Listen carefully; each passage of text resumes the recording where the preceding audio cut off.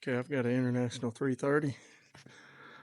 It's got a loader on it. The lever that raises and lowers the loader is messed up inside.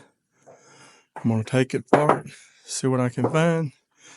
Take these 4 bolts out here. Take the lines loose off the bottom. It should come right apart. So the problem winds up being this lever. It's supposed to have grooves on it, like that. The lever is wore out. Okay, simple fix. I'll let you know what I done.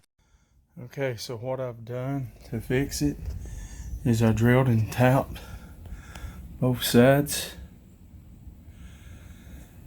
Put that screw in it and I put some JB weld in there. And I locked it down, put Loctite on the bolts.